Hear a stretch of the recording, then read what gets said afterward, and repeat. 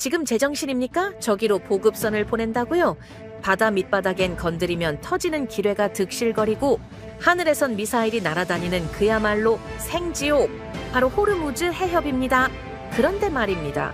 이 죽음의 바다에서 전 세계가 경악할 일이 벌어졌습니다. 한국이 100일치 보급 물품을 요청한 바로 그 사건, 다른 나라들이 살려달라 무섭다며 감정이 섞인 절규를 쏟아낼 때 한국이 보낸 요청서에는 오직 냉정한 숫자뿐이었죠. 한국은 반드시 버텨낼 사람들이다. 결국 중동의 베테랑 선원들이 보급선을 출항시킨 이유? 지금 전 세계 해운 역사를 다시 쓴 한국인들의 소름 돋는 작전이 시작됩니다. 여러분, 코리아 화이팅! 댓글로 목숨 걸고 한국을 도운 중동의 영웅, 그리고 지금 이 순간에도 선박에서 묵묵히 버티고 있는 우리의 영웅들에게 힘을 보내주세요. 딱 1초만요. 좋아요와 구독 꾹 부탁드립니다. 미쳤습니까? 지금 그 바다에 들어가겠다고요? 저를 아는 사람들은 전부 말렸습니다. 동료도 선장도 20년을 함께한 사업 파트너까지. 하나같이 같은 말이었죠. 저 역시 같은 판단이었습니다. 아니, 판단이라기보다 확신에 가까웠어요. 25년간 이 바다에서 일하면서 몸에 새긴 경험, 수칙, 감각. 그 모든 것이 하나의 결론을 가리키고 있었습니다. 불가능하다. 그런데 저는 해야 했습니다. 이유는 하나였어요.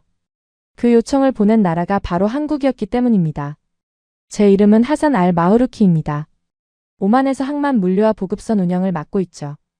호르무즈 해협 인근 해역에서 선박의 물자를 전달하고 항로를 조율하는 일을 25년째 하고 있습니다. 수천 척의 배를 처리했고 분쟁 해역 대응도 여러 차례 겪었어요. 저는 감정으로 움직이지 않는 사람입니다. 위험하면 하지 않아요. 바다는 그런 곳입니다. 100% 보장되지 않으면 잃을 것이 더 많은 곳. 그게 원칙이고 그 원칙 덕분에 저는 25년을 버텼습니다. 이 바다에서 감정에 휘둘린 사람들이 어떻게 됐는지 저는 너무 많이 봤거든요. 그런 제가 원칙을 깼습니다. 딱 한 번. 그 이야기를 하려면 먼저 지금 그 바다가 어떤 상황이었는지부터 말씀드려야 합니다. 호르무즈 해협. 이름은 들어보셨을 겁니다. 세계 원유의 약 20%가 이 좁은 길을 통과하죠. 지구상에서 가장 중요한 해상 통로. 그 해협이 막혔어요. 전쟁이 터진 겁니다. 이란이 호르무즈 해협을 사실상 봉쇄했고 주변 해역은 순식간에 군사적 대치 상태로 바뀌었습니다. 보험사들은 이 해역을 항해하는 선박에 대해 보험 인수를 전면 거부했어요. 사무실에서 가장 먼저 반응한 건 오마르였습니다. 저와 15년을 함께 일한 항만 운영 파트너였죠. 그가 보험 거부 통보 서류를 책상 위에 내려놓으며 말했습니다. 진짜로 끝났습니다. 보험 없이 나갈 선장은 이 세상에 없어요. 과장이 아니었어요. 보험이 없으면 화물을 맡길 화주도 없고 입항을 허가할 항구도 없습니다. 보험 거부는 서류 문제가 아니에요. 그 바다에 들어가지 말라는 국제사회의 최종 경고나 다름없는 거죠.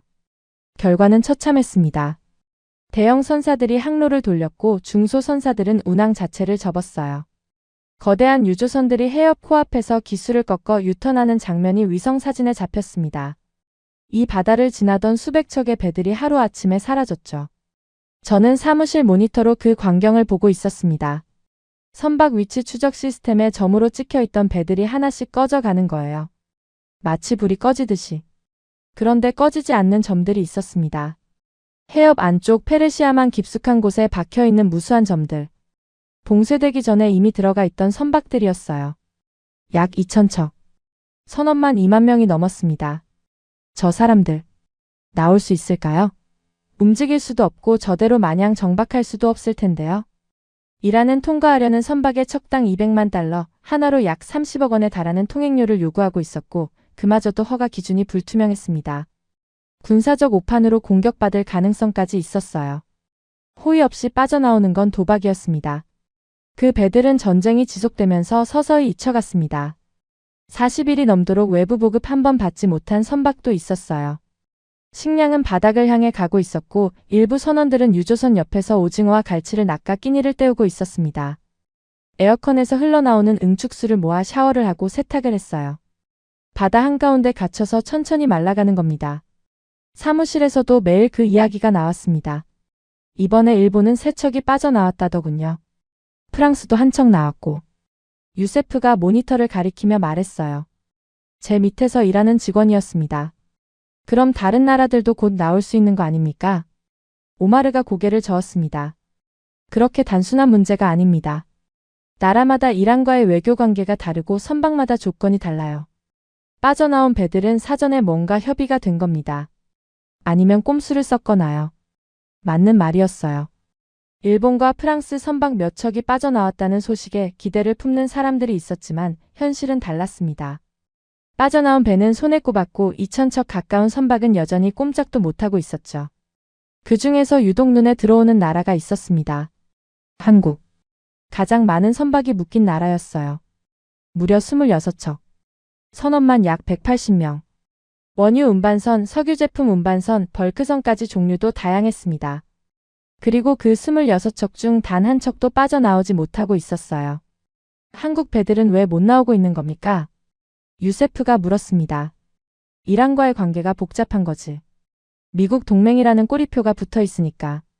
심지어 한국 무기가 적지에서 요격률 96%나 달성하면서 날아다니고 있는데 좋게 보이겠어? 그럼 저 안에서 어떻게 버팁니까? 저는 대답하지 않았습니다. 답을 몰라서가 아니에요. 이 바다에서 보급 없이 버틴다는 게 어떤 의미인지 너무 잘 알았기 때문이죠. 그리고 오늘 바로 그 뉴스가 터졌죠. 고립선박 보급 수령 성공. 사무실이 술렁였어요. 오마르가 기사를 읽더니 고개를 갸웃거렸습니다. 이번에 보급선 성공한 게 한국 선박이라고? 26척 중 한 척도 못 빠져나온 그 한국이? 누가 보급선을 넣은 겁니까? 저 상황에 목숨 걸고? 유세프도 믿기 어렵다는 표정이었어요. 주변 해운사 관계자들 반응도 비슷했습니다. 운이 좋았겠지. 이란한테 돈을 줬나? 보급 경로가 어디로 잡힌 건지 아는 사람 있습니까? 다들 믿을 수 없다는 듯이 떠들었습니다. 불가능한 일이 일어났는데 아무도 과정을 설명하지 못하고 있었어요. 기사에도 경로는 없었고 주도한 주체도 불분명했습니다. 결과만 덩그러니 있었죠. 저는 그 대화들을 가만히 듣고 있었습니다. 아무 말도 하지 않았어요. 오마르가 저를 봤습니다. 하산 왜 아무 말이 없습니까? 저는 모니터를 바라보며 커피잔만 내려놓았습니다. 말할 수 없었던 게 아닙니다. 말할 필요가 없었어요. 그 보급선이 어디서 출발했는지, 누가 경로를 잡았는지, 누가 그 위험을 끌어안고 결정을 내렸는지 저는 이미 알고 있었습니다. 아니, 알고 있었던 정도가 아니었죠. 고립이 길어지던 어느 날이었습니다. 한 통의 요청이 제 사무실로 들어왔어요. 이때가 이야기의 시작입니다. 저는 처음에는 대수롭지 않게 봤습니다. 호르무즈가 막힌 이후로 보급 관련 문의는 여러 건 있었거든요. 대부분 비슷한 내용이었죠. 가능하냐, 비용이 얼마냐, 위험한 건 알지만 방법이 없느냐. 저는 전부 같은 대답을 했습니다. 지금은 불가능합니다. 그런데 그날 들어온 요청은 달랐어요. 서류를 열어보는 순간 저는 손을 멈췄습니다. 요청 내용은 단순했어요. 식량. 하지만 그 수량이 문제였습니다. 100일분. 식량을 100일치나 확보하겠다는 겁니다. 비상용 며칠치가 아니라 100일을 버틸 수 있는 양을 요청하고 있었어요. 저는 서류를 다시 읽었습니다. 오타가 아닌지 확인하려고요. 아니었어요. 분명히 100일이라고 적혀 있었습니다. 요청을 보낸 곳의 국정란을 봤습니다. 한국. 페르시아만 안쪽에 26척이 묶여있는 그 한국이었어요. 저는 그 서류를 들고 오마르에게 갔습니다. 그가 내용을 읽더니 한참 동안 아무 말이 없었어요. 그러다가 피식 웃었습니다. 100일이요? 지금 탈출을 고민해야 할 판에 100일을 버티겠다고요? 이런 무모한 나라가 어딥니까? 저도 같은 생각이었습니다. 그때 페르시아만에 갇힌 2,000척의 선박들은 하나같이 같은 고민을 하고 있었거든요. 어떻게 빠져나갈 것인가? 언제 해협이 열릴 것인가?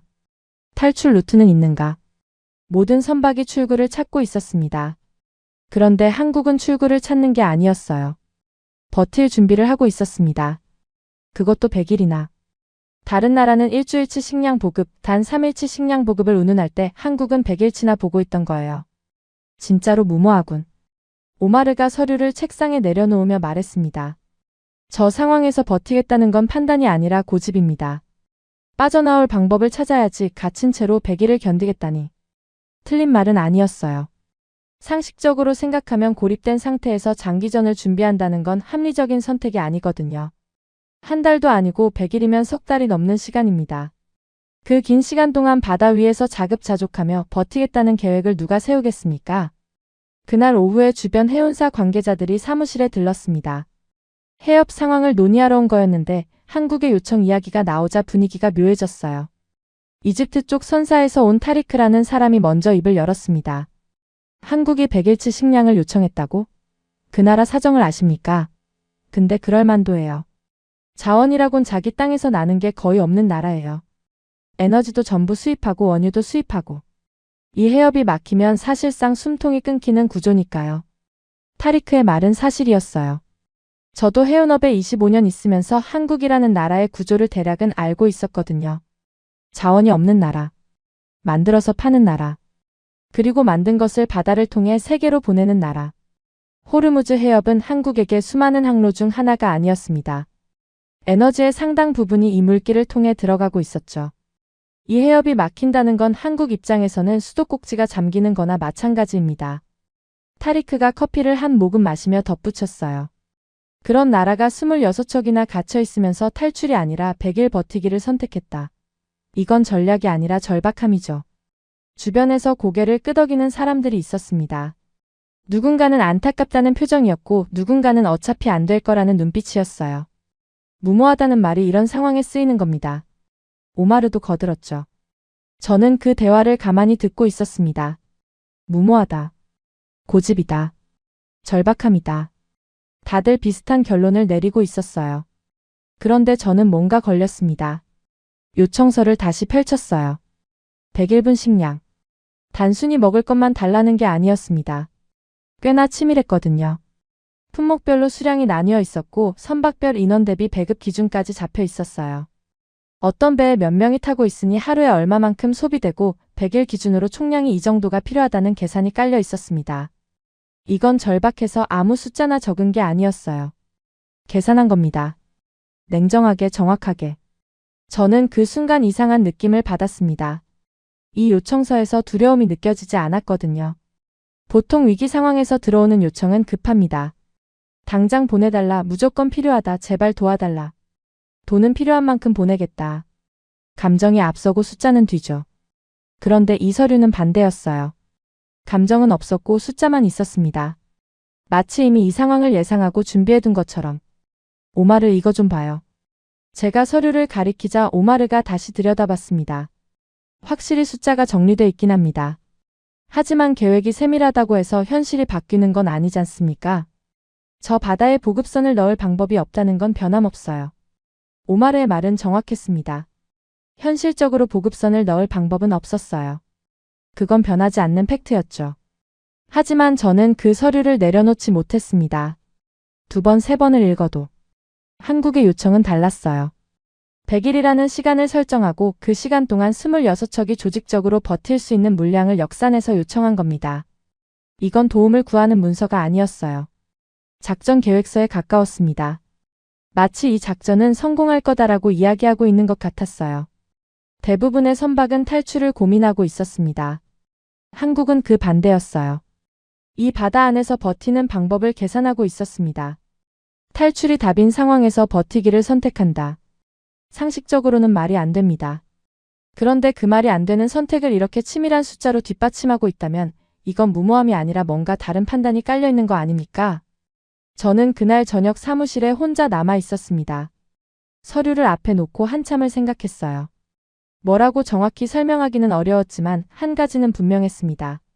이들은 공포에 질려서 이 요청을 보낸 게 아니었어요. 이미 다른 계산을 하고 있었습니다. 그 계산이 뭔지는 그때까지는 몰랐죠. 하지만 궁금해지기 시작했어요. 그리고 그 궁금함이 결국 저를 움직이게 만든 첫 번째 균열이었습니다. 역시나 아무도 나서지 않았습니다. 당연한 거였어요. 나서고 싶어도 나설 수가 없는 바다였으니까. 그리고 상황은 더 최악으로 치달았습니다. 제가 한국의 100일 식량 요청서를 받았을 무렵 이 바다에는 자물쇠가 하나 더 채워지고 있었어요. 처음에는 이란이 잠갔습니다. 해협을 봉쇄하고 군함을 세우고 통행료를 부르며 문을 닫았죠. 그런데 이번에는 반대쪽에서 또 다른 손이 문을 잠근 겁니다. 바로 미국이었어요. 종전 협상이 결렬됐습니다. 이란과 미국이 테이블에 앉았다는 소식에 잠깐이나마 기대가 있었어요. 해협이 풀릴 수도 있겠다, 선박들이 나올 수 있겠다. 하지만 그 기대는 하루도 못 갔습니다. 트럼프 대통령이 발표했어요. 미 해군이 호르무즈 해협을 드나드는 모든 선박에 대해 봉쇄 조치를 시작한다. 그 어떠한 선박도 들어가거나 나올 수 없다. 오마르가 그 뉴스를 보더니 의자에서 천천히 일어났습니다. 저를 바라보는 눈빛이 처음 보는 종류의 것이었어요. 당혹이 아니라 체념에 가까운. 이란이 앞에서 잠그고 미국이 뒤에서 잠근 겁니까? 정작 시작한 사람들은 빠지고 제3국들만, 동맹국들만 이 판에 올려졌군요. 저는 대답하지 않았습니다. 대답할 말이 없었어요.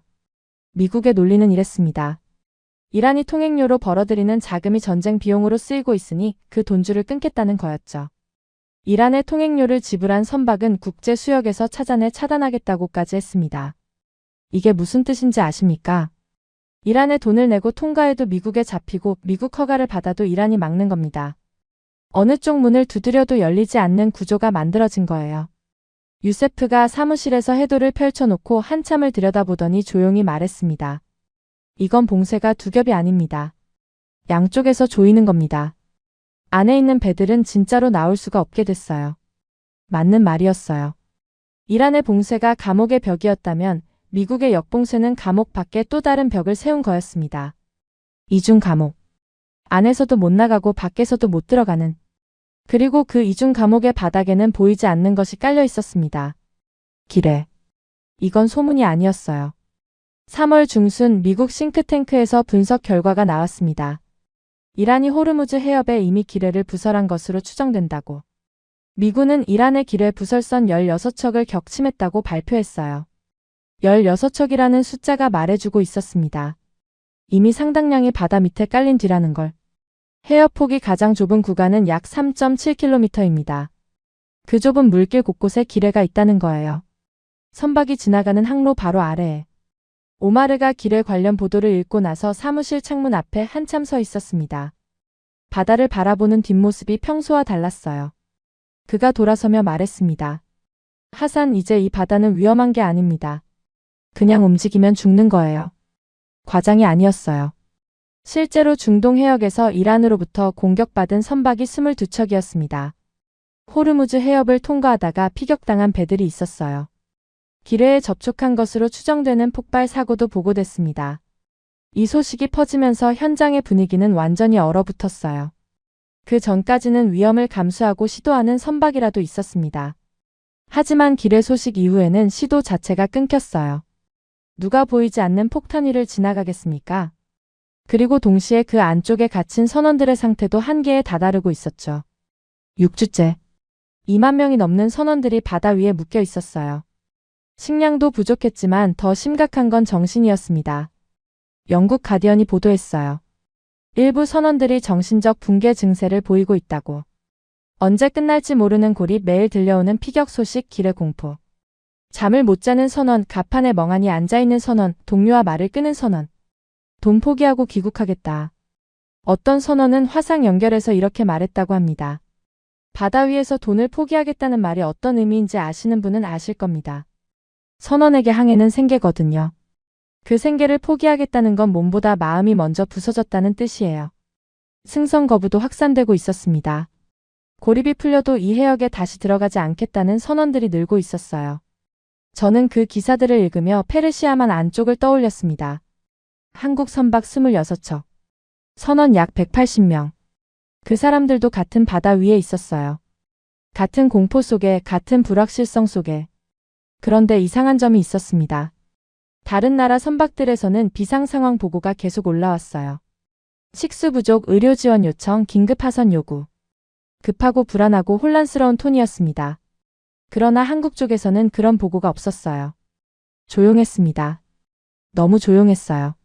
한국 배들은 괜찮은 겁니까? 유세프가 물었습니다. 모르겠어. 괜찮은 건지 아니면 연락할 여력조차 없는 건지. 저는 솔직히 후자를 걱정했습니다. 이란이 앞에서 잠그고, 미국이 뒤에서 잠그고, 바다 밑에는 기뢰가 깔리고, 지나가는 배는 피격당하고, 안에 갇힌 사람들은 무너져가고, 오마르가 어느 날 퇴근 전에 조용히 말했습니다. 하산, 이건 돈의 문제가 아닙니다. 기술의 문제도 아니에요. 사람 목숨의 문제입니다. 보급선에 태울 선원들한테 뭐라고 말하겠습니까? 기뢰밭을 지나서 가자고요? 저는 아무 말도 하지 못했어요. 오마르의 말이 틀리지 않았으니까요. 하지만 동시에 다른 생각도 들었습니다. 저 안에 갇힌 180명의 선원들. 이 사람들한테는 뭐라고 말합니까? 기다리라고요? 언제 끝날지 모르니까 그냥 버티라고요? 답은 어디에도 없었습니다. 보내도 미친 짓이고 안 보내도 사람이 죽는 상황. 제가 25년간 이 바다에서 일하면서 단 한 번도 겪어보지 못한 종류의 문제였습니다. 그날 밤이었습니다. 사무실에 혼자 남아 있었어요. 서류를 정리하려고 했는데 손이 움직이지 않았습니다. 책상 위에는 여전히 한국의 100일 식량 요청서가 놓여 있었고 머릿속에는 기뢰밭과 이중 봉쇄의 그림이 겹쳐지고 있었죠. 어떻게 해도 답이 없는 문제를 붙잡고 앉아 있었습니다. 그때 창밖으로 항구의 불빛이 보였어요. 오만 항만의 야간 조명이 바다 위에 길게 번지고 있었습니다. 저는 그 불빛을 바라보다가 문득 오래전 일을 떠올렸어요. 바로 한국 선원들이었습니다. 이 항구에서 수천 척의 배를 처리하면서 수많은 나라의 선원들을 만났습니다. 25년이면 웬만한 국적은 다 접해봤어요. 그 중에서 유독 기억에 남는 부류가 있었는데 한국 선원들이 그랬습니다. 이곳을 지나는 한국 선박이 많아서 특히 많이 만나기도 했었죠. 처음 인상은 별로 특별하지 않았어요. 키가 크지도 않고 체격이 좋은 것도 아니었죠. 다른 나라 선원들에 비하면 오히려 조용한 편이었습니다. 술자리에서 시끄럽게 구는 것도 아니고 항구에서 문제를 일으키는 것도 아니었어요. 그런데 일할 때는 달랐습니다. 제가 처음으로 한국 선원들의 작업을 가까이서 본 건 어느 벌크선의 하역 현장이었어요. 날씨가 좋지 않았습니다. 바람이 세고 파도가 높았어요. 다른 선박들은 하역 일정을 미루고 있었죠. 그런데 한국 배는 움직이고 있었습니다. 갑판에서 선원 4-5명이 줄을 잡고 있었는데 동작이 빨랐어요. 서로 말을 거의 하지 않았습니다. 그런데도 타이밍이 맞았어요. 한 명이 움직이면 나머지가 알아서 따라 붙었습니다. 마치 오래 맞춰본 사람들처럼. 그때 옆에 서 있던 인도 선사 관계자가 저한테 말했어요. 한국 선원들은 좀 다릅니다. 저도 여러 나라 배를 봤는데 저렇게 말없이 일 처리가 빠른 사람들은 흔치 않아요. 저도 느끼고 있었습니다. 불평이 없었어요. 날씨가 나쁘다고 투덜거리는 것도 아니고 작업이 힘들다고 쉬자는 것도 아니었습니다. 그냥 했어요. 묵묵하게 빠르게. 그리고 시간 약속을 정말 잘 지켰죠. 마치 그 약속을 어기면 모든 걸 잃는 사람들처럼 말이에요. 그런 장면을 몇 번 더 본 뒤에 저는 한국 선박과의 거래에서 일종의 신뢰를 갖게 됐습니다. 특별히 친밀한 관계는 아니었어요. 감정적인 유대 같은 건 없었습니다. 그런데 한 번은 좀 다른 경험을 한 적이 있어요. 한국 화물선 한 척이 오만 항구에 며칠간 정박한 적이 있었습니다. 기관 점검 때문이었는데 그 며칠 동안 저는 보급물자 전달건으로 그 배를 여러 번 드나들었어요. 선장이 50대 중반쯤 돼 보이는 사람이었습니다. 말수가 적었어요. 업무 이야기만 간결하게 했고 불필요한 말은 하지 않았죠. 그런데 마지막 날 물자 인수 확인서에 서명을 받으러 갔을 때 선장이 커피를 한 잔 건넸습니다. 갑판 그늘에 앉아서 바다를 바라보며 커피를 마셨어요. 그날 그 달달했던 커피의 맛이 다시 생각났어요. 그 선장은 한참 동안 아무 말 없이 바다만 봤습니다. 바다를 보는 사람끼리는 굳이 말이 필요 없는 순간이 있거든요. 그때 선장이 먼저 입을 열었습니다. 알 마흐루키 씨 여기서 일한 지 오래됐다고 들었습니다. 20년 가까이 됐죠. 이 바다가 좋습니까? 저는 잠깐 생각하다가 대답했어요. 좋다기보다는 익숙한 거죠. 여기서 먹고 사니까. 선장이 고개를 끄덕이더니 바다를 가리키며 말했습니다. 우리는 이 바다를 포기할 수 없습니다. 뜬금없는 말이었어요. 포기라니 갑자기 무슨 뜻입니까? 한국이라는 나라가 있잖습니까? 땅에서 나는 게 별로 없어요. 석유도 없고 가스도 없고 자원이라고 할 만한 게 거의 없습니다. 우리가 가진 건 사람의 손과 머리밖에 없어요. 선장이 커피잔을 내려놓으며 계속했습니다. 그래서 한국은 이렇게 힘들게 배로 날라서 한국에서 만듭니다. 만들어서 파는 거예요. 배를 만들고 차를 만들고 반도체를 만들어요. 그걸 세계로 보내야 합니다. 그런데 세계로 보내는 길이 뭡니까? 바다죠. 그렇습니다. 전부 바다예요. 비행기로 보낼 수 있는 건 한계가 있지 않습니까? 결국 대부분은 배로 나갑니다. 그리고 에너지도 바다로 들어옵니다. 원유, 가스 전부 배로 들어와요. 선장은 수평선을 바라보며 천천히 말했어요. 그러니까 이 바다가 막히면 우리는 만들 수도 없고 보낼 수도 없는 겁니다. 숨통이 막히는 거죠. 이 항로는 우리한테 그냥 길이 아닙니다. 생존이에요. 저는 그 말을 들으면서 묘한 느낌을 받았습니다. 아니, 솔직히 그때는 완전히 이해하지 못했어요.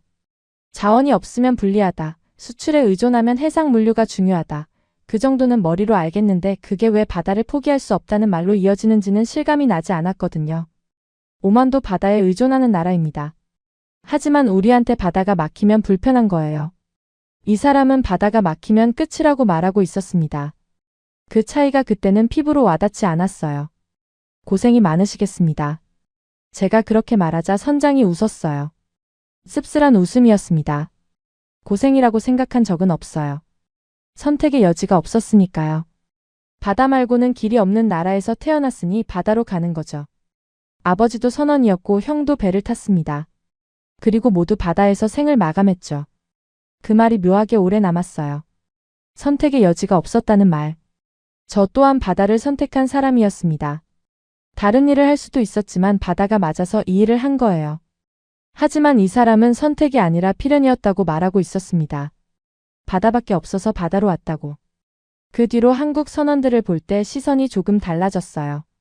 이전에는 성실한 거래 상대, 일 잘하는 사람들 정도였는데 그 이후로는 뭐랄까 필사적이라는 인상이 더해졌습니다. 한 번은 분쟁이 한창이던 해역 인근에서 한국 선박이 운항을 계속한 적이 있었어요. 다른 나라 배들이 항로를 변경하거나 운항을 멈출 때 한국 배 몇 척은 기존 항로를 유지했습니다. 저 배들은 왜 항로를 안 바꿉니까? 제가 물었더니 현지 에이전트가 대답했어요. 한국 쪽은 일정을 맞추는 게 생명입니다.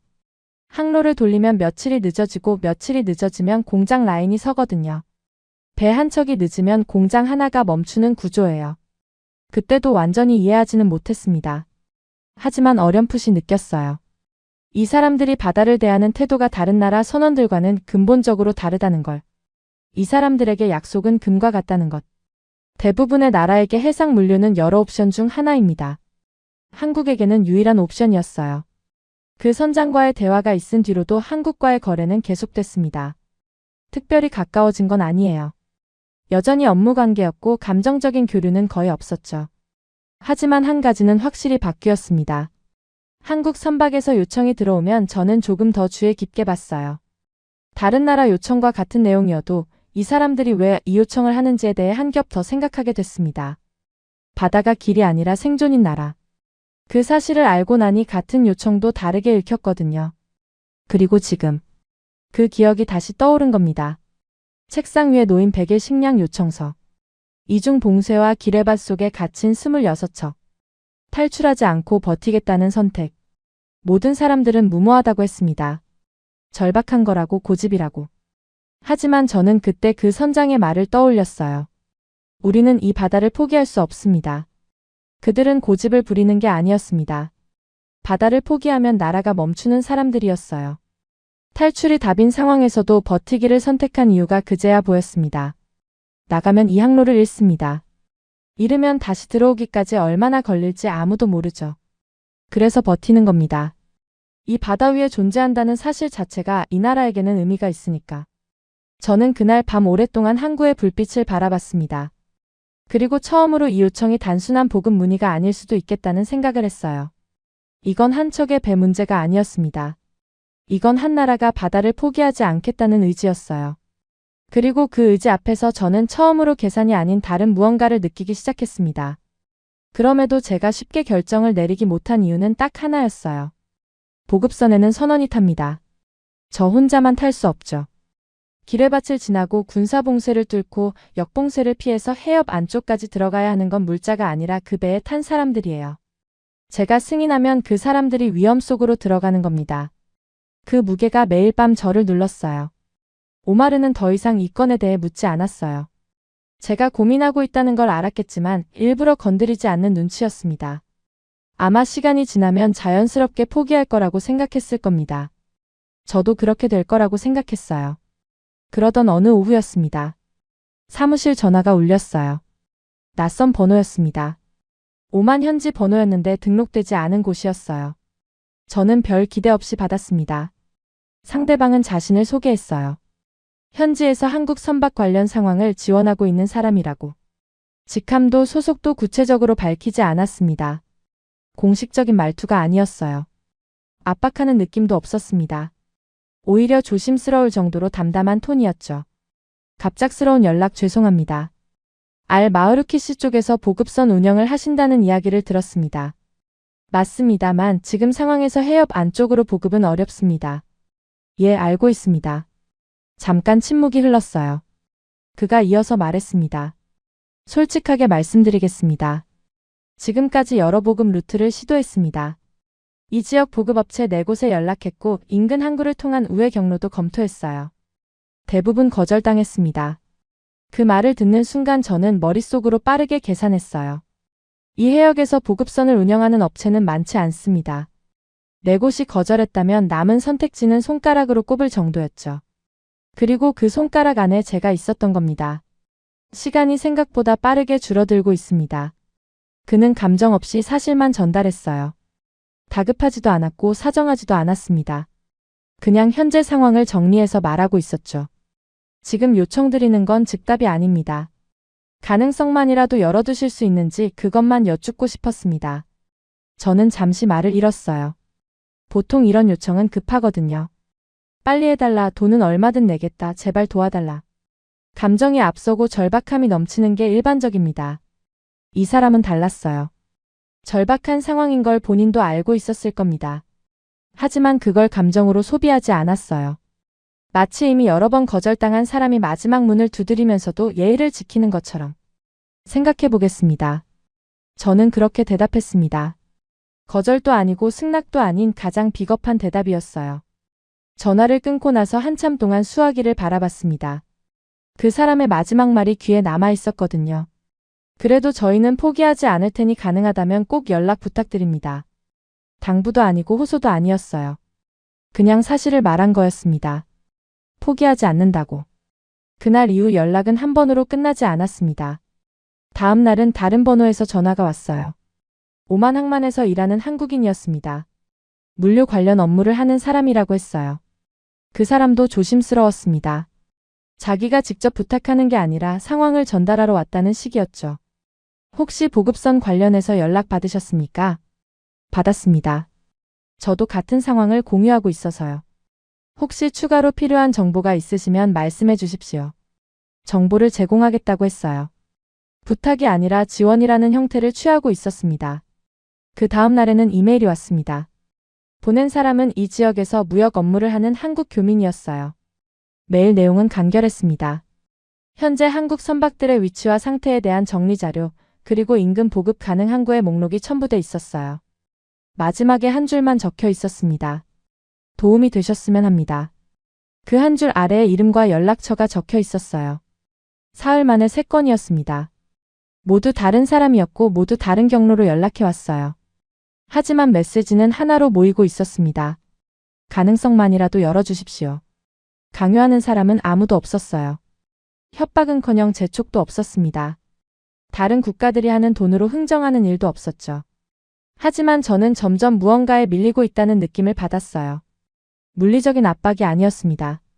존재의 무게 같은 거였어요. 이 사람들은 각자의 위치에서 각자가 할 수 있는 일을 하고 있었습니다. 어떤 사람은 전화를 걸고 어떤 사람은 자료를 정리하고 어떤 사람은 항구 정보를 수집하고 있었어요. 누가 시켜서 하는 것 같지 않았습니다. 조직적이었지만 조직의 명령 같은 건 아니었어요. 자발적으로 같은 방향을 향해 움직이고 있었습니다. 유세프가 어느 날 저한테 물었어요. 요즘 한국 쪽에서 연락이 자주 오는 것 같은데 뭔가 진행하시는 겁니까? 아니, 아직 아무것도 결정 안 했어. 그런데 연락은 계속 오잖습니까? 저는 대답하지 않았습니다. 유세프의 말이 정확했거든요. 제가 결정하지 않았는데도 연락은 계속 오고 있었어요. 넷째 날에는 제가 전혀 모르는 사람에게서 연락이 왔습니다. 한국에서 해운 관련 일을 하는 사람이라고 했는데 어떻게 제 연락처를 알았는지 묻자 이렇게 대답했어요. 이 지역에서 보급선을 운영하는 분 중에 가장 경험이 많으신 분이라고 여러 곳에서 같은 이름이 나왔습니다. 여러 곳에서 같은 이름이 나왔다. 그 말을 듣는 순간 저는 깨달았어요. 이 사람들이 각자 따로 움직이는 것 같으면서도 결국 하나의 그물처럼 연결되어 있다는 걸. 대사관이 있고 교민이 있고 항만에서 일하는 사람이 있고 물류를 담당하는 사람이 있고 본국에서 해운 업무를 보는 사람이 있었어요. 이 사람들이 전부 같은 목표를 향해 각자의 방식으로 움직이고 있었습니다. 그리고 그 그물의 끝자락이 결국 저한테 닿은 거였죠.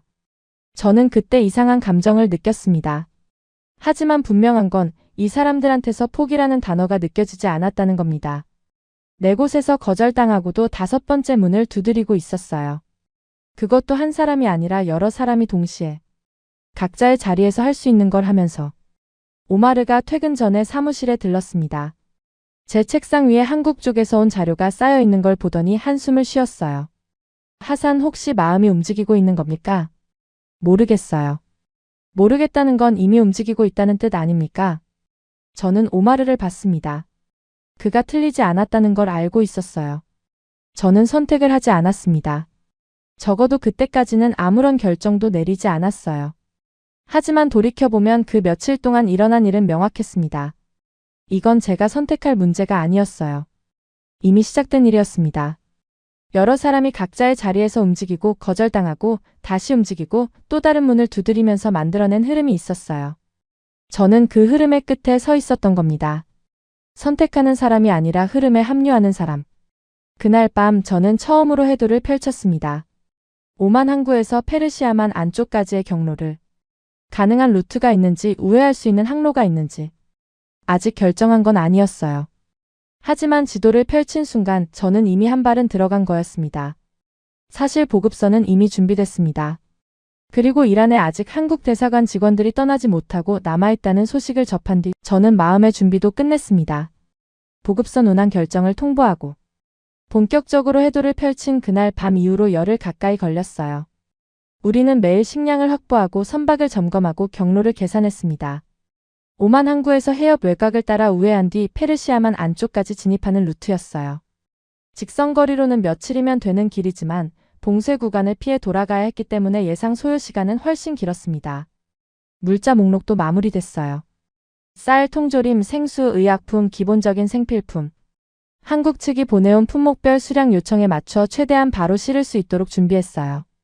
101분 전량은 무리였지만 한 달은 넘길 수 있는 분량이었어요. 경로 계산은 유세프가 맡았습니다. 며칠 동안 해도와 씨름하더니 2가지 루트를 가져왔어요. 첫 번째는 해협 남쪽 오만 영해를 따라가는 루트입니다. 비교적 안전하지만 시간이 오래 걸려요. 두 번째는 해협 가장자리를 스치듯 지나가는 루트인데 시간은 절약되지만 이란 초계 범위와 겹치는 구간이 있습니다. 두 번째는 빼도록 하죠. 예, 저도 그렇게 생각했습니다. 첫 번째 루트로 확정했어요. 느리지만 살아서 도착할 수 있는 길. 그게 유일한 조건이었습니다. 모든 게 갖춰졌어요. 물자, 경로, 시간표. 출항 날짜도 잡혔습니다. 오마르는 이 과정 내내 반대했지만 제가 해도를 펼친 날부터는 더 이상 말리지 않았어요. 대신 옆에서 묵묵히 보험 문제와 현지 허가 절차를 처리해줬습니다. 입으로는 반대하면서 손으로는 도왔어요. 그게 오마르라는 사람이었습니다. 출항 이틀 전이었어요. 저는 사무실에서 마지막 점검을 하고 있었습니다. 서류를 훑고 물자 적재 상태를 확인하고 선원들 명단을 정리했죠. 보급선에 탈 선원은 5명이었습니다. 이 해역을 잘 아는 경험 많은 사람들로 골랐어요. 선장은 칼리드라는 오만 출신 베테랑이었습니다. 이 바다에서 20년을 일한 사람이에요. 과묵하고 신중했죠. 제가 신뢰하는 몇 안 되는 선장 중 하나였습니다. 그런 칼리드가 사무실 문을 열고 들어왔어요. 표정이 좋지 않았습니다. 평소에 감정을 잘 드러내지 않는 사람인데 그날은 눈에 띄게 굳어 있었어요. 마우르키 씨, 말씀드릴 게 있습니다. 앉아요. 칼리드가 의자에 앉더니 해도를 꺼냈습니다. 제가 확정한 첫 번째 루트 위에 빨간 표시가 3군데 찍혀 있었어요. 이 항로 다시 막혔습니다. 심장이 한 박자 멈추는 느낌이었어요. 무슨 소리입니까? 오늘 아침에 확인했습니다. 해협 입구 남쪽으로 우회하려던 선박 3척이 회항했어요. 검문이 강화됐다는 정보가 있고 초계 범위가 남쪽으로 넓어졌다는 이야기도 돌고 있습니다. 저는 해도를 빼앗듯 가져와서 들여다봤습니다. 칼리드가 표시한 세 지점은 우리가 계획한 루트의 핵심 구간이었어요. 그 구간을 통과하지 못하면 페르시아만 안쪽까지 도달할 수 없었습니다. 확인된 겁니까? 아니면 소문입니까? 회항한 건 확인됐습니다. 이유가 검문 때문인지 다른 문제 때문인지는 정확하지 않아요. 하지만 세척이 같은 구간에서 돌아왔다면 우연은 아닐 겁니다. 칼리드의 말은 냉정했습니다. 감정 없이 사실만 전달하는 사람이거든요. 하지만 그 냉정함이 오히려 상황의 심각성을 더 무겁게 만들었어요. 사무실 안의 공기가 바뀌었습니다. 유세프가 해도를 들여다보더니 아무 말 없이 고개를 숙였어요. 오마르는 창밖을 바라보고 있었습니다. 지금 이 루트로 나가면 못 돌아옵니다. 오마르가 등을 돌린 채 말했어요. 조용한 목소리였습니다. 그런데 그 말에 아무도 반박하지 않았어요. 유세프도 칼리드도 저도. 침묵이 사무실을 채웠습니다. 위험이 늘어난 게 문제가 아니었어요. 이 바다는 처음부터 위험했으니까요. 문제는 예측이 틀렸다는 거였습니다. 안전하다고 판단한 루트가 막혀 있었다는 사실. 이건 단순한 변수가 아니라 전제가 무너진 거였어요. 열흘간 준비한 모든 계획이 그 순간 흔들리고 있었습니다. 칼리드가 조용히 말했어요. 루트를 바꾸든 출항을 미루든 결정하셔야 합니다. 이대로는 못 나갑니다. 다른 루트가 있습니까? 안전이 보장되는 루트는 없습니다. 다만 해협 북동쪽 5만0의 경계를 따라가는 길이 하나 더 있긴 한데 거리가 2배 가까이 늘어나요. 시간도 연료도 더 필요합니다. 그 루트는 검문 구간을 피할 수 있습니까? 피할 수 있을 거라고 장담은 못합니다. 하지만 지금 막힌 남쪽보다는 가능성이 있어요. 가능성. 확률이 아니라 가능성이라는 단어를 쓴 거였어요. 그 차이를 저는 알고 있었습니다. 오마르가 돌아섰습니다. 하산, 지금이라도 접을 수 있습니다. 아무도 탓하지 않아요. 상황이 바뀐 건 당신 잘못이 아니지 않습니까? 맞는 말이었어요. 지금 접어도 누구도 뭐라 하지 않을 겁니다. 최선을 다했지만 상황이 허락하지 않았다 그러면 끝이에요. 합리적이고 안전한 결정이죠. 저는 대답하지 않고 책상 서랍을 열었습니다. 한국 선박에서 온 가장 최근 메시지가 들어 있었어요. 아침에 도착한 건데 바빠서 확인을 못했었습니다. 열어봤어요. 짧은 메시지였습니다. 제목은 현재 상황 업데이트였어요. 본문에는 감정이 없었습니다. 숫자만 있었어요. 가능한 루트, 위험도, 각종 자료들. 그리고 남은 식량 현황. 선박별 인원 대비 1일 소비량. 현재 배급 기준. 이 기준으로 버틸 수 있는 잔여일 수. 그 숫자를 읽는데 30초도 안 걸렸습니다. 하지만 그 30초가 저를 바꿨어요. 그들은 상황을 설명하지 않았습니다. 얼마나 힘든지, 얼마나 무서운지 빨리 보내달라고. 그런 말은 한마디도 없었어요. 최대한 예측 가능한 숫자만 보냈습니다. 지금 상황이 이렇고 남은 게 이만큼이고 하루에 이만큼 쓰고 이 속도면 며칠 남았다. 그게 전부였어요. 저는 그 메시지를 한참 바라봤습니다. 2만 명이 갇힌 바다에서 다른 선박들은 비상 신호를 보내고 긴급 하선을 요구하고 정신적 붕괴를 호소하고 있었어요. 한국 선박은 숫자를 보내왔습니다. 감정이 아니라 데이터를. 공포가 아니라 현황을. 이건 대체 무엇입니까? 공포를 모르는 게 아닐 겁니다. 180명의 사람이 기뢰밭 한가운데 갇혀 있는데 무섭지 않을 리가 없잖아요. 하지만 그 공포를 감정으로 소비하는 대신 숫자로 정리했습니다. 남은 시간을 계산하고 배급 기준을 조정하고 버틸 수 있는 날을 관리하고 있었어요. 오마르가 제 얼굴을 봤습니다. 야산? 저는 메시지를 내려놓고 해도를 다시 펼쳤어요. 칼리드가 말한 북동쪽 우회 루트를 손가락으로 따라갔습니다. 거리는 2배. 시간도 2배. 연료도 더 필요하고 리스크도 더 큽니다. 완벽한 계획은 이미 무너졌어요. 하지만 가능성은 남아 있었습니다. 계획 수정한다. 제가 말했습니다. 사무실 안에 세 사람이 전부 저를 봤어요. 직진하지 않는다. 우회한다. 오마르가 입을 열려는 걸 제가 먼저 막았어요. 완벽한 계획은 버립니다. 살아서 도착할 수 있는 가능성만 남기는 겁니다. 칼리드, 북동쪽 루트로 다시 경로 잡아요. 연료 추가 적재하고 출항은 이틀 미룹니다. 칼리드가 저를 한참 보더니 고개를 끄덕였습니다. 알겠습니다. 경로 다시 계산하겠습니다. 유세프가 물었어요. 그래도 안전하다는 보장은 없잖습니까? 보장은 없어. 하지만 저 안에서 남은 숫자를 세면서 버티고 있는 사람들이 있어. 감정 한 줄 보내지 않고 남은 날만 세고 있는 사람들이. 그 사람들한테 못 가겠다고 말할 수 있겠어? 유세프가 입을 다물었습니다. 오마르가 조용히 물었어요. 확신이 있습니까? 없습니다. 그런데도 가겠다고요? 확신은 없어요. 하지만 가야 할 이유는 있습니다. 오마르는 저를 오래 바라보다가 한숨을 쉬었습니다. 그리고 자기 책상으로 가서 서류를 꺼냈어요. 출항 허가 관련 서류였습니다. 추가 연료 적재에 필요한 승인서도 함께. 입으로는 끝까지 한마디 안 했지만 손은 이미 움직이고 있었어요. 그날 밤 저는 칼리드와 함께 새 루트를 검토했습니다. 해도 위에 새로운 선이 그어졌어요. 더 길고 더 위험하고 더 불확실한 선. 하지만 그 선 끝에 26척의 배가 있었습니다. 숫자를 세며 버티고 있는 180명의 사람이 있었어요. 완벽한 계획은 사라졌습니다. 남은 건 가능성 하나뿐이었어요. 그걸로 충분했습니다. 그렇게 보급선은 항구를 떠났습니다. 새벽 4시였어요. 항구의 불빛이 뒤로 멀어지는 걸 사무실 창문으로 봤습니다. 칼리드가 이끄는 보급선은 어둠 속으로 천천히 빠져나갔어요. 작은 배였습니다. 눈에 띄지 않는 게 오히려 유리했죠. 저는 그 배를 보내고 나서 의자에 앉았는데 일어날 수가 없었어요. 다리에 힘이 없었습니다. 결정을 내린 건 며칠 전이었지만 실제로 배가 나가는 걸 보는 건 전혀 다른 무게였거든요. 이제부터는 기다림이었습니다. 그리고 그들이 보내는 신호와 연락을 바라보는 게 전부였죠.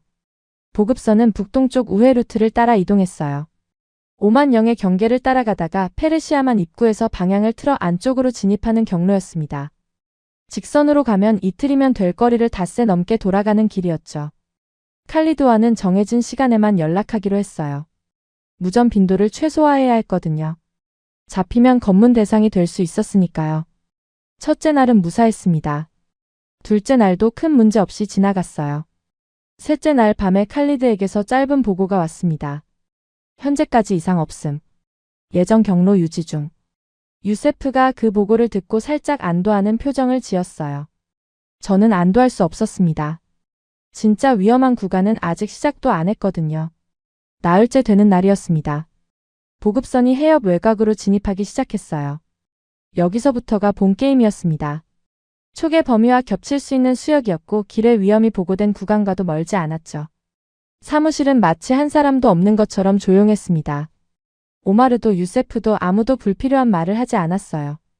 추적 시스템 화면에 찍힌 보급선의 점 하나를 전부 바라보고 있었습니다. 닷새째 밤. 접선 예정 시간이 가까워지고 있었어요. 한국 선박과의 접선 지점은 페르시아만 안쪽 한국 선단이 밀집해 있는 해역 가장자리로 잡혀 있었습니다. 한국 측과 사전에 조율한 좌표였어요. 칼리드에게서 무전이 왔습니다. 접선 해역 접근 중. 약 2시간 뒤 도착 예상. 그리고 1시간이 지났어요. 그리고 칼리드에게서 다시 무전이 왔습니다. 이번에는 톤이 달랐어요. 알마우르키 씨 문제가 있습니다. 심장이 쪼그라드는 느낌이었습니다. 접선 좌표에 한국 선박이 없습니다. 없다니 무슨 뜻입니까? 약속된 지점에 도착했는데 선박이 보이지 않습니다. 레이더에도 잡히지 않아요. 이동한 것 같습니다. 사무실이 얼어붙었습니다. 유세프가 추적 시스템을 확인했지만 해당 좌표 근처에 한국 선박의 신호는 없었어요. 오마르가 저를 봤습니다. 아무 말도 안 했지만 눈이 말하고 있었어요. 돌아오라고. 칼리드 주변 해역을 탐색할 수 있습니까? 범위를 넓히면 노출 위험이 커집니다. 그리고 연료도 고려해야 해요. 여기서 수색까지 하면 돌아갈 기름이 빠듯합니다. 닷새를 걸려서 도착한 접선 지점에 상대가 없었습니다. 위치가 맞지 않았고 타이밍이 어긋났어요. 이유는 알 수 없었습니다. 한국 선박이 예고 없이 위치를 옮겨야 했던 상황이 생긴 건지 통신 오류가 있었던 건지. 하지만 이유가 중요한 게 아니었어요. 한 번의 기회가 사라진 겁니다. 연료, 시간, 노출 위험. 모든 조건이 불리하게 돌아가고 있었습니다. 추가로 수색하면 돌아올 기름이 모자라고 그 자리에서 기다리면 초계에 잡힐 수 있었어요. 사무실 안은 완전히 조용해졌습니다. 유세프가 고개를 숙이고 있었고 오마르는 창밖을 바라보고 있었어요. 더 들어가면 위험합니다. 오마르가 말했습니다. 반대의 뉘앙스가 아니었어요. 사실을 말하고 있었던 겁니다. 칼리드, 지금 상태로 복귀 가능합니까? 예, 지금 돌리면 연료는 됩니다. 1시간 정도만 버텨보겠습니다. 1시간. 그게 제게 우리와 한국에게 남은 시간이었어요. 1시간 안에 돌리지 않으면 보급선마저 위험해지는 겁니다. 저는 무전기를 쥔 채 아무 말도 할 수 없었습니다. 그때였어요. 무전기에서 잡음이 섞인 음성이 흘러나왔습니다. 칼리드의 목소리가 아니었어요. 보급선에 연락드립니다. 한국 선박입니다. 사무실 안의 공기가 바뀌었어요. 유세프가 고개를 들었고 오마르가 돌아섰습니다. 현재 위치 변경이 있었습니다. 긴급 상황으로 이동해야 했습니다. 혼선을 드려 죄송합니다. 목소리는 차분했어요. 급하지 않았습니다. 당황한 기색도 없었죠. 계획비로 전환합니다. 수정된 접선 좌표를 보내드리겠습니다. 계획비. 그 말을 듣는 순간 저는 귀를 의심했어요. 이 사람들에게 계획비가 있었습니까? 접선이 실패할 경우를 이미 상정하고 대안 좌표를 준비해뒀다는 겁니까? 좌표 확인됐습니다. 현 위치에서 북서쪽 약 12L이 지점입니다. 칼리드가 좌표를 확인했어요. 연료는 됩니까? 12L이면 가능합니다. 한국 선박의 무전이 이어졌습니다. 우리 쪽에서 중간 지점까지 이동하겠습니다. 거리를 줄이면 연료 부담이 낮아질 겁니다. 그들은 우리 보급선의 연료 상황까지 계산해 넣고 있었어요. 자기들이 움직여서 거리를 줄이겠다는 거였습니다. 저는 무전기를 잡고 잠시 말을 잇지 못했어요. 이 사람들은 실패에 놀라지 않았습니다. 1차 접선이 무산된 상황에서 당황하거나 원망하거나 급하게 매달리는 모습이 없었어요. 마치 이럴 수 있다는 걸 처음부터 알고 있었다는 듯이 움직였습니다. 계획 B가 준비되어 있었다는 건 이 실패가 예상 범위 아니었다는 뜻이지 않습니까? 이들은 성공을 기대하고 기다린 게 아니었어요. 실패할 수 있다는 전제 위에서 설계한 겁니다. 저는 그 순간 뭔가가 무너지는 걸 느꼈습니다. 제 안에 있던 어떤 기준 같은 것이. 25년간 이 바다에서 일하면서 저는 수많은 위기 상황을 봤어요. 대부분의 경우 계획이 무너지면 사람도 무너졌습니다. 패닉이 오고 판단력이 흐려지고 서로를 탓하기 시작하죠. 그게 보통의 반응이에요. 이 사람들은 달랐습니다. 계획이 무너졌는데 사람이 무너지지 않았어요. 다음 단계로 넘어갔습니다. 침착하게 즉시. 아무 탓하지 않고. 칼리드, 수정 좌표로 이동합니다. 알겠습니다. 보급선이 방향을 틀었어요. 12L이. 한국 선박이 중간까지 나온다면 실제 이동 거리는 그 절반이 될 겁니다. 사무실에서 다시 기다림이 시작됐습니다. 하지만 이번에는 분위기가 달랐어요. 아까의 절망과는 다른 팽팽한 긴장감이었습니다. 약 1시간 뒤. 칼리드의 목소리가 들려왔어요. 선박 확인됐습니다. 레이더에 잡힙니다. 유세프가 주먹을 쥐었습니다. 접근 중. 약 20분 뒤 접선 가능합니다. 20분. 그 20분이 지금까지의 어떤 시간보다 길었어요. 그리고 마침내 칼리드의 무전이 들려왔습니다. 접선 완료. 안전합니다. 물자 이송 시작합니다. 유세프가 소리 없이 두 손으로 얼굴을 감쌌어요. 오마르는 고개를 떨구고 한참 동안 움직이지 않았습니다. 저는 무전기를 내려놓고 천장을 올려다봤어요. 숨을 내쉬는데 온몸에 힘이 빠지는 느낌이었습니다. 물자 이송에는 약 2시간이 걸렸습니다. 칼리드가 중간중간 상황을 보고해줬어요. 한국 측 선원들이 갑판에서 물자를 받아 옮기는데 동작이 조직적이었다고 합니다. 누가 어디로 뭘 옮기는지 이미 정해져 있었던 것처럼 빠르고 질서정연했다고. 칼리드가 나중에 이런 말을 했어요. 보급을 받는 쪽이 오히려 더 침착하더군요. 보통은 급하게 달려들거든요. 그런데 이 사람들은 순서를 지켰습니다. 물자마다 체크리스트가 있었어요. 그 와중에도 체크를 하더라고요. 기뢰밭 한가운데서 40일 넘게 갇혀 있으면서도 물자 수령의 체크리스트를 쓰는 사람들. 저는 그 말을 듣고 한동안 아무 말도 하지 못했어요. 물자 이송이 끝나고 보급선은 복귀 경로에 들어갔습니다. 돌아오는 길도 위험했지만 적어도 짐은 내려놓은 뒤였죠. 칼리드가 오만영해에 다시 진입했을 때 저는 비로소 숨이 쉬어졌어요. 보급은 성공했습니다. 하지만 솔직히 말하면 제가 본 건 성공이 아니었어요. 성공은 결과일 뿐입니다. 제가 진짜로 본 건 그 과정이었어요. 계획이 무너져도 멈추지 않는 방식. 실패를 처음부터 설계에 넣어두는 사고방식. 접선이 틀어졌을 때 원망이 아니라 수정 좌표를 보내오는 태도. 그리고 극한 상황에서도 체크리스트를 놓지 않는 질서. 저는 그날 인정했습니다. 이 사람들의 방식 앞에서 저의 25년 경험은 의미가 없었어요. 이건 운이 아니었습니다. 무너지지 않도록 만들어진 구조였어요. 보급선이 항구로 돌아온 건 출항한 지 거의 열흘이 되는 날이었습니다. 칼리드가 선착장에 내릴 때 저는 부두에 서 있었어요. 아무 말 없이 악수만 했습니다. 칼리드도 마찬가지였어요. 눈이 충혈돼 있었고 얼굴에는 열이틀간의 긴장이 그대로 남아 있었지만 표정은 담담했습니다. 수고했어요. 별 말씀을요. 무사히 다녀온 것만으로도 됐습니다. 칼리드는 그 한마디만 남기고 숙소로 향했어요. 선원 5명 전원 무사 귀환. 물자 전량 인도 완료. 사건은 끝났습니다. 하지만 제 머릿속에서는 끝나지 않았어요. 항구로 돌아온 그날 밤부터 하나의 질문이 저를 놓아주지 않았거든요. 왜 한국에 움직였을까? 2,000척이 갇힌 바다였습니다. 2만 명의 선원이 고립돼 있었어요. 같은 공포, 같은 불확실성, 같은 절망 속에 있었죠. 그런데 왜 어떤 배들은 무너졌고 어떤 배들은 끝까지 버텼을까요? 다른 나라 선박들의 상황은 계속해서 뉴스로 들어오고 있었습니다. 선원들의 정신적 붕괴, 긴급 하선 요청, 승선 거부 확산. 6주째 고립이 이어지면서 바다 위의 사람들이 한계에 도달하고 있었어요. 그리고 그 모든 게 표출되고 있었죠. 한국 선박 26척도 같은 바다 위에 있었습니다. 같은 기간, 같은 위험, 같은 고립. 조건이 다르지 않았어요. 아니, 오히려 더 불리했습니다. 외교적으로 가장 꼬인 위치에 있었고 한 척도 빠져나오지 못한 유일한 선단이었으니까요. 그런데 이들은 무너지지 않았습니다. 왜일까요? 저는 이 질문에 대한 답을 이미 알고 있었어요. 보급 과정 전체를 겪으면서 하나하나 목격했으니까요. 다만 그때는 바빠서 긴장해서 정리할 여유가 없었을 뿐이었습니다. 돌아온 뒤에야 비로소 제가 본 것들을 하나씩 꺼내볼 수 있었어요. 첫 번째로 떠오른 건 숫자였습니다. 이 사람들은 공포를 감정으로 소비하지 않았어요.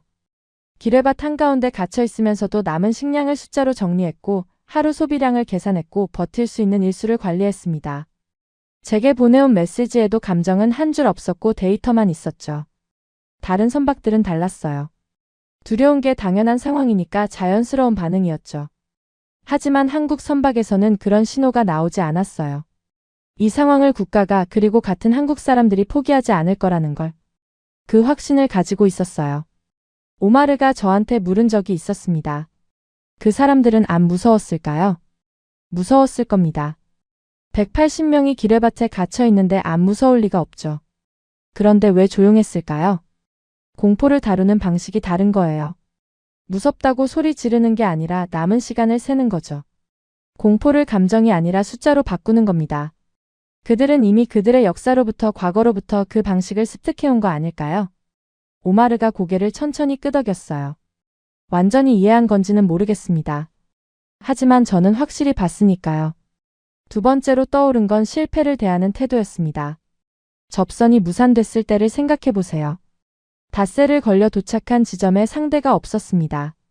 보통이라면 패닉이 오는 순간이에요. 누구 잘못이냐, 왜 연락이 안 됐느냐, 이제 어떻게 하느냐. 혼란과 원망이 터져야 정상이죠. 그런데 무전기에서 들려온 목소리는 이랬어요. 계획비로 전환합니다. 접선 좌표 수정 요청합니다. 당황한 기색이 없었습니다. 계획비가 이미 준비돼 있었어요. 실패할 수 있다는 전제 위에서 처음부터 설계한 겁니다. 저는 25년간 이 바다에서 수많은 위기 상황을 겪었습니다. 계획이 무너지면 사람도 함께 무너지는 걸 셀 수 없이 봤어요. 하지만 이 사람들은 계획이 무너져도 사람이 안 무너졌습니다. 다음 단계로 갔어요. 즉시 침착하게. 유세프가 보급 작전이 끝난 뒤에 이런 말을 했습니다. 저 사람들 대단하긴 한데 솔직히 좀 이상하지 않습니까? 보통은 저렇게 침착하기 어렵거든요. 뭔가 특별한 훈련을 받는 건지, 아니면 다 베테랑들만 있는 건지. 특별해서가 아닐 거야. 그러면 뭡니까? 방식이 다른 거지. 처음부터 실패를 포함시켜서 계획하는 거야. 실패해도 무너지지 않는 건 실패를 예상 밖으로 두지 않았기 때문이야. 유세프가 잠시 생각하더니 고개를 끄덕였어요. 세 번째로 떠오른 건 혼자가 아니었다는 사실이었습니다. 처음에 저한테 연락이 왔을 때를 기억하십니까? 한 통의 전화로 시작됐죠. 그런데 그게 한 사람의 행동이 아니었어요. 항만에서 일하는 한국인이 전화를 걸고 물류를 담당하는 교민이 이메일을 보내고 본국에서 해운 업무를 보는 사람이 연락해 왔습니다. 대사관에서도 최대한 정보를 공유했어요. 각자 다른 위치에서 각자의 방식으로 같은 방향을 향해 움직이고 있었어요. 누가 시킨 것 같지 않았습니다. 명령 체계가 보이지 않았어요. 하지만 결과적으로 그물처럼 연결되어 있었죠. 그리고 그 그물 끝에 제가 있었습니다. 선박 안에서도 마찬가지였어요. 26척이 각자 흩어져 있었지만 서로의 상황을 공유하고 있었고 물자 수령 시에는 체크리스트가 준비돼 있었으며 접선이 틀어졌을 때 즉시 대안 좌표를 보내올 수 있었습니다. 이건 한 척의 배가 잘한 게 아니에요. 시스템이었습니다. 선박과 선박 사이, 선박과 육지 사이, 현지와 본국 사이를 연결하는 보이지 않는 그물. 그 그물이 한 방향으로 움직이고 있었기 때문에 무너지지 않았던 겁니다. 오마르가 어느 날 저녁에 커피를 마시며 물었어요. 하산, 솔직하게 말해봐요. 처음으로 돌아간다고 해도 같은 결정을 내리겠습니까? 저는 잠시 생각했습니다. 네, 왜요? 위험한 건 변함없지 않습니까?